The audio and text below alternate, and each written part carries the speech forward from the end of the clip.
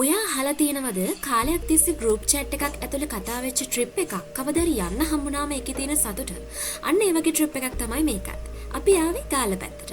ඉතින් මේක තමයි අපේ පළවෙනිම vlog එක. vlog එකක් කරන්න අයිඩියා එකක් තිබ්බේ නැති නිසා පොඩි වීඩියෝ ක්ලිප්ස් ටිකක් එකතු කරලා තමයි අපි මේක හැදුවේ. මුලින්ම ආවේ අපි මාදුගඟේ යන්න. ඊට පස්සේ මෙතනින් අපි බ්‍රෙක්ෆාස්ට් එක අරගෙන ලයිෆ් ජැකට් එහෙම දාගෙන ටික කට්ටිය බෝට් එකට ගොඩ වෙන්න පටන් ගත්තා. බෝට් රයිඩ් එක පටන් ගන්න කලින් අපි ෆොටෝ සෙෂන් එකකුත් එහෙම කරලා තමයි වැඩේ පටන් ගත්තේ. ඇත්තටම කිව්වොත් අපි හරියටම උදේ 7 වෙද්දී එතනට ගියපු නිසා අපිට අවුවෙන් කිසිම බාධාවක් ආවේ නැහැ. අපි හැමෝම බලාපොරොත්තු වෙන්නේ රිලැක්සින් වයිබ් එකක්.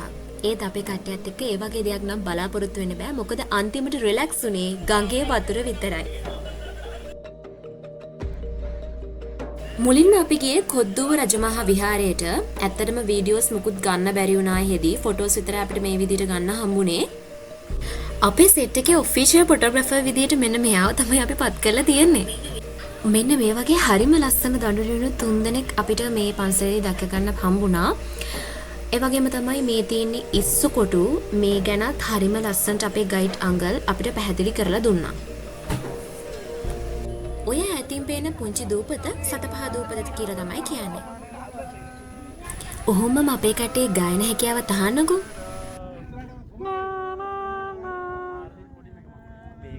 මාදුගඟ ගියොත් අනිවාර්යයෙන්ම ගන්න ඕන අත්දැකීමක් තමයි මේ ෆිෂ් තෙරපි කියන්නේ. ඔන්න ඉතින් ඒකත් අපි එදා try කරලා බලුවා. ඊට පස්සේ අපි කෙලින්ම ගියේ සිනමන් අයිලන්ඩ් එකට. මේ වගේ හරිම ලස්සනට යාලා පැහැදිලි කරලා දුන්නා කොහොමද මේ දේවල් සිද්ධ වෙන්නේ කියලා. ඒ වගේම තමයි රසම රස සිනමන් ටී එකකුත් අපිට හෙදි හම්බුණා. ඊට පස්සේ අපි කෙලින්ම ගියේ මාදුගඟ මුහුදට වැටෙන තැන බලන්න. ඔන්න ඔය විදිහට තමයි මාදුගඟේ සවාරිය මෙන්න මේ විදිහට අවසන් වුණේ. ඊට පස්සේ අපි ගියේ මාටින් වික්‍රමසිංහ කෞතුකාකාරී බලන්න.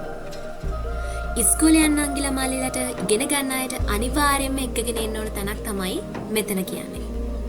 ඊට පස්සේ කට්ටිය ලෑස්තුනේ ෆැමිලි ෆොටෝ එකක් ගන්න. එහෙම හිතුවට ඉතින් කට්ටියව එකතු කරගන්න තමයි මාරම ගේමක් දෙන්න උනේ. මේ වගේ ඉතින් TikTok කැලිත් පොඩියට ගත්තා ඉතින් දන්නවනේ.